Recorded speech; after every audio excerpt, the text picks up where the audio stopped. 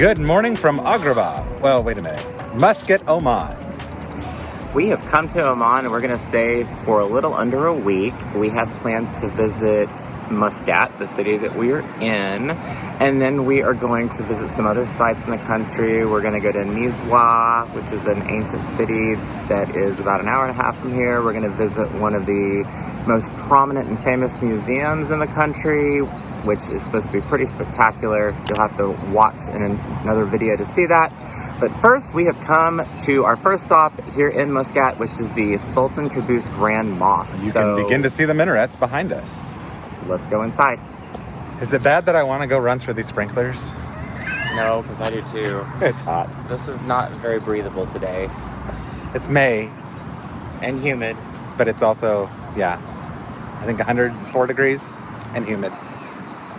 All right, let's get inside.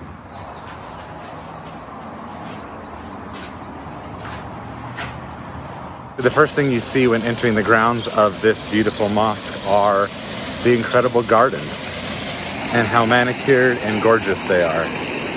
Every other mosque that I've ever been into has been fairly stone only, not a lot of green space or trees.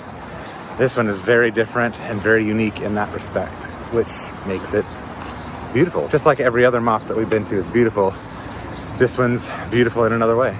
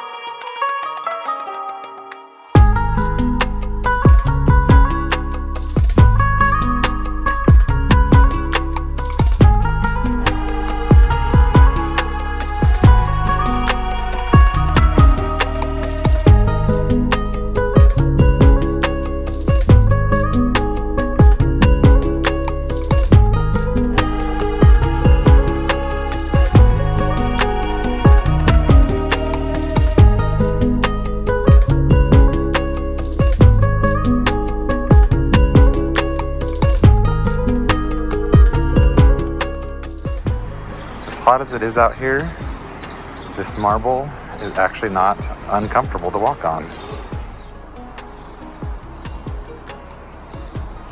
Currently on the search for Ryan's shoes. He doesn't remember exactly where he put them. Yeah, there's so many places to put your shoes to visit the main prayer hall, and they all look alike.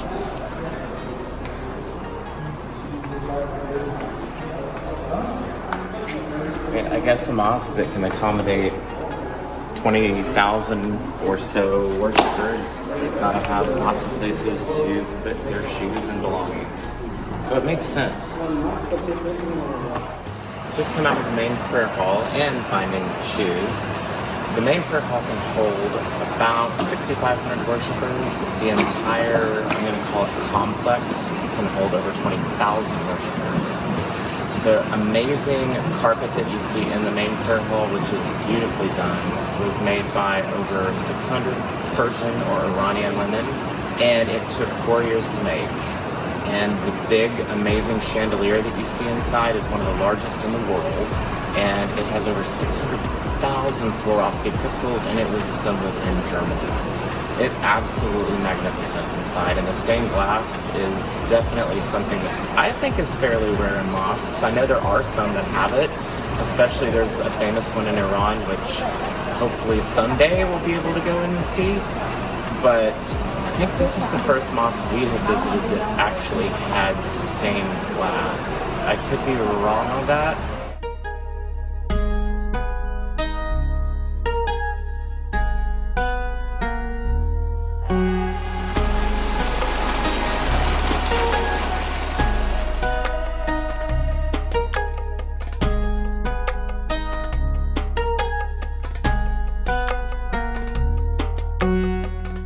Not only is the mosque that is in the center of this complex beautiful, but the surrounding, walking paths and archways are also gorgeous, as you can see right behind me.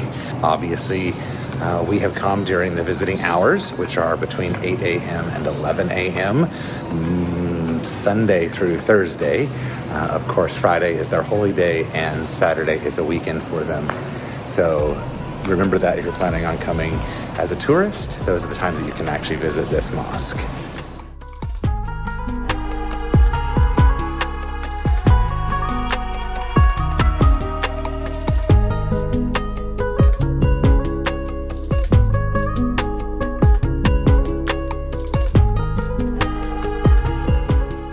Besides the garden and the main prayer hall here at the mosque, you really do have to walk the corridors on the sides, I guess you could call them. They have beautiful tile work, which are very, very different than what you might see in other countries. You just have to check it out for yourself. But from here, we are going to leave and we are going to our next stop, which is the Royal Opera House.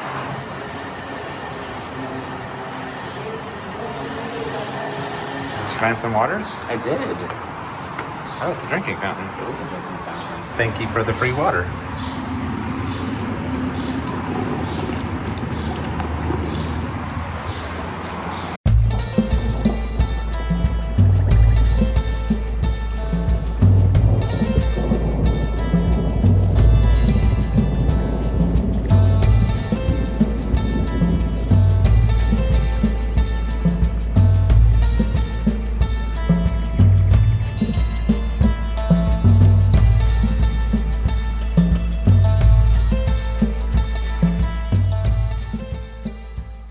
It is much too bright out here. I can't even open my eyes. It is so stinking bright out here.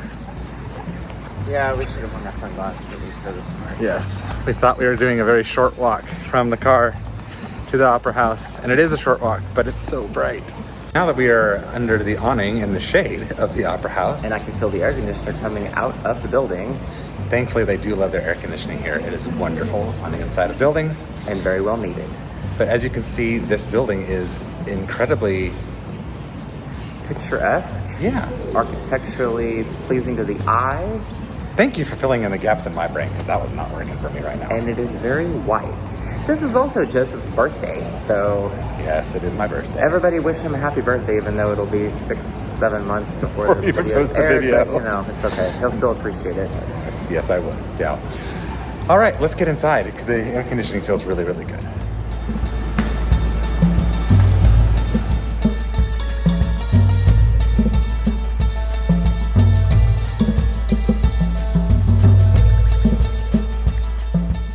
We're standing in what I would call the Great Hall, or the foyer of the Royal Opera House here in Muscat. It was officially opened in October of 2011, so it's fairly new. It's structurally, like we said, just absolutely beautiful. It costs a little under $8 a person for a tour. I looked online and I couldn't pre-book anything. You have to just show up, and there's tours every so often. I think they're anywhere from 20 to 30 minutes. All the decoration we have it here, it's Omani traditional design, 100%. So mostly the Omani design inspired from the castles, forts, old houses we have it here in Oman. And the good things is to mix between the traditional and the authentic design with the high technology, which is the hydraulic system. We have 2 auditoriums. This is the main one, which available for around 1,100 people. The other auditorium, it's smaller, available for 500. Underground us, we have 3 levels like stores. So always it's depend to the show. If we have a ballet, we extend the stage. So the 250 seats, we already move it to the 3rd floor underground. We store it there. After that, this piece of floor, it came from underground up by hydraulic system. So we extended the stage for ballet. But if the ballet need empty space for the orchestra, or if we have an opera, we move the piece of floor 1 floor down, it will be empty space for the orchestra bit. If we have classic song, symphony, orchestra, or the pipe organ concert, as you see deep there, the organ, we show all the seats up 1,100.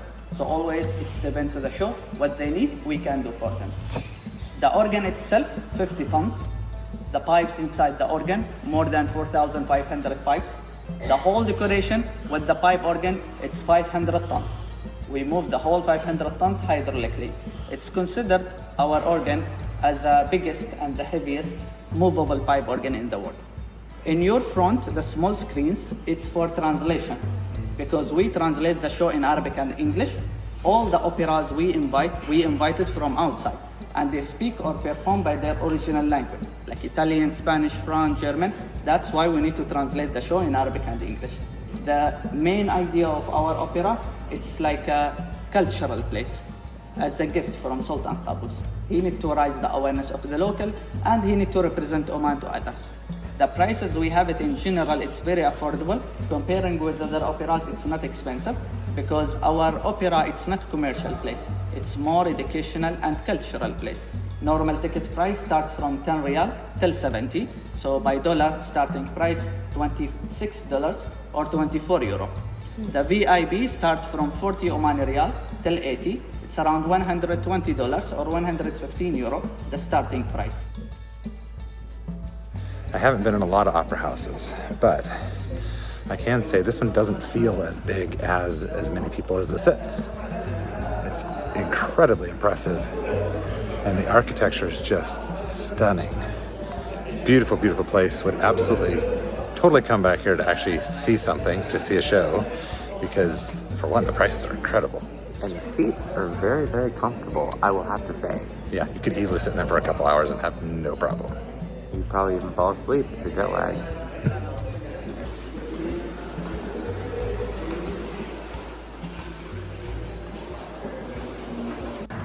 Let's go to the Royal Opera House Galleria to cool off. And Yes. maybe buy some more perfume. Because there's a mall attached to the Opera House. It may be small and basic, but our little Nissan Sunny has been a lifesaver when it comes to air conditioning in this country. Very much appreciated. It is good. It's been the reprieve between stops to get a nice little break from the heat and find just a place to cool down. Now it's time to head back to the hotel so that we can rest and relax, rehydrate, and we will see you in another place around Muscat.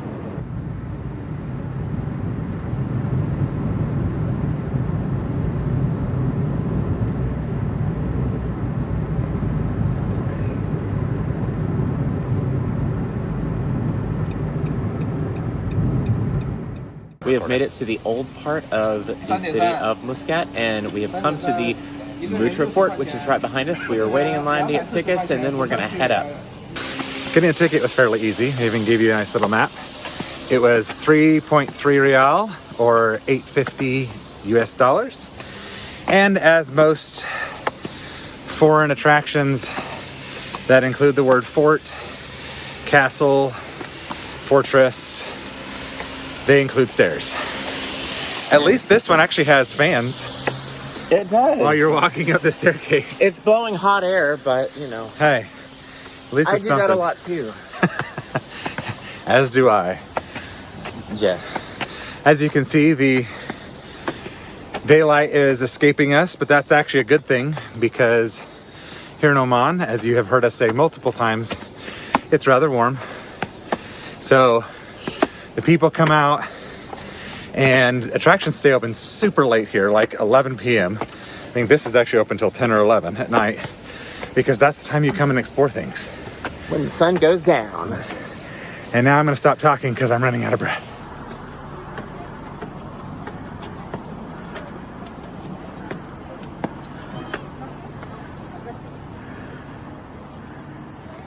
The initial climb was a little intense, but honestly not that strenuous. And once you're up here, there's not much more to it. So it's a pretty easy walk, and you can get your gorgeous photos. They even have picture frames ready for your Instagram.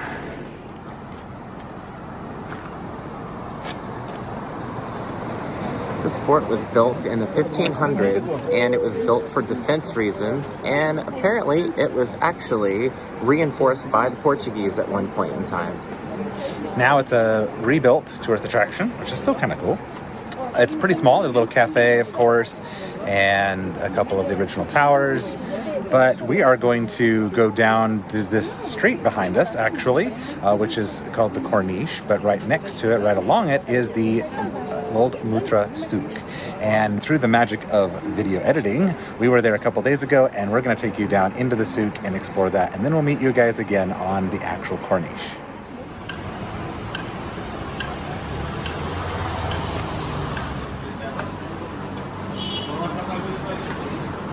we have arrived at the souk. There's a lot of jewelry first. That's the first thing we run into. And lots of little small streets and a few people that are trying to get your attention so that you'll come into their store. But I will say, it's not anything like it is in places such as Istanbul. Oh no, for not example. even close. Yeah, go watch our video from Istanbul, you'll know what we're talking about. It's not even close. Perfect. But there's lots and lots of jewelry on this There's street. the Azan. And there's the beginning of prayer time.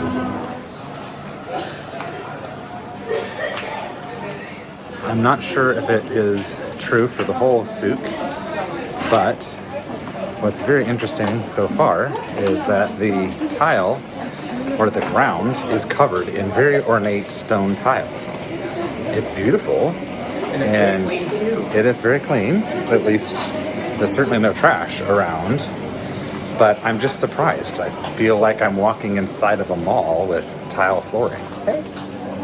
Oh, he's got some frankincense. He's selling frankincense. That's very popular here in Oman. I believe, did it originate here? Yes, I believe so. Okay, we'll have to fact check ourselves on that one, but I think so. And so you'll find it in a lot of places. That was the first time we've been told about frankincense, but Oman is at least known for that. it's certainly known for it, for sure. We're going to keep wandering and try not to get lost because, as you can see, these streets are very small, very narrow, And it's very easy to get lost. there's a lot of them. But I can think of a lot worse places to get lost.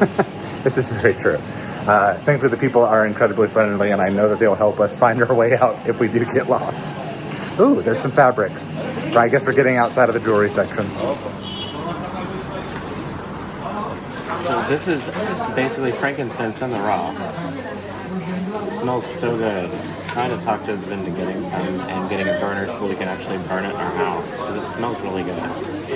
Some people who want to burn for like air freshener, they will choose this one. Okay. Like, if you want to make something healthy like cough, like runny nose, there is stomach. More remedies, medicinal type stuff. Okay. So this is the darker stuff is more just for burning. Got it. Actually for medicine, like you can eat like chewing gum, you can drink with water. Oh, really? Yeah, it will become like chewing gum. When you have this one, it will become chewing gum. And it's very healthy also. It's something I did not know. There you go. There is, you can Yeah. Luban Fajri. Wow. Okay. So apparently you can eat frankincense, so we're going to try it. That is so weird. It is like chewing gum. What you didn't see on camera, because we didn't really want to do negotiating on camera, is we did find a burner and we got a package of incense. And apparently you are supposed to negotiate in this market, in this souk. And so we dropped it down a couple Omani Rial, which for U.S. citizens is about $2.6 per one Omani Rial. So it's a very strong currency here in Oman. One of the strongest in the world. In fact, I think it actually might be. We're not used to negotiating that way.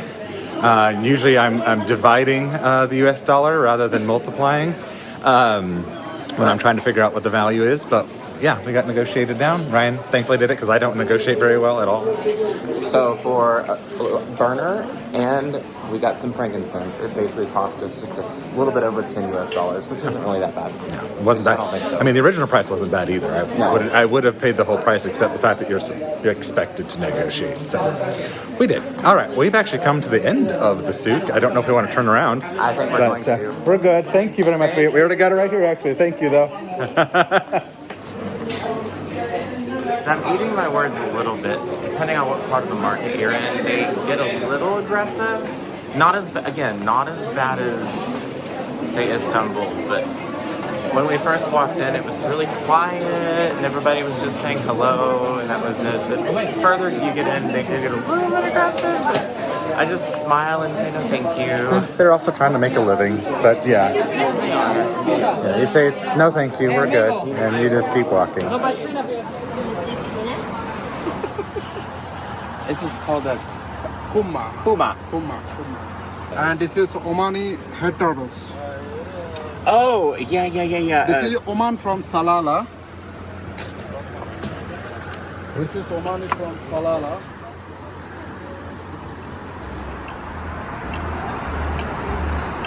As you can tell, the souk is a very lively place with lots of things you can find, trinkets, souvenirs, things you didn't think you needed or wanted, including hats. There's also lots of food and tea houses and coffee houses and juice bars. They love their juice. Oh, and ice cream. They love their ice cream. But As do I. I get it because it's so incredibly hot here. It is sundown already and it's still probably 100 degrees and I'm still sweating, but I'm not as hot as I've been, and Joseph probably feels the same way. Absolutely. This Corniche is a beautiful place to end the night. It's just right on the waterfront, their port of their city, and yeah, just gorgeous views and a nice place to walk and relax. So definitely add this place as a part of your visit here in Muscat. We couldn't think of any better way to end this vlog here from Muscat, Oman than inside of the pool in front of a sultan's palace. The city of Muscat, the country of Oman, it is very, truly highly underrated. You really have to come and experience it for yourself. It's a very relaxing, very different kind of feel here than anywhere else that we've ever traveled in the Middle East, like the UAE or Jordan even.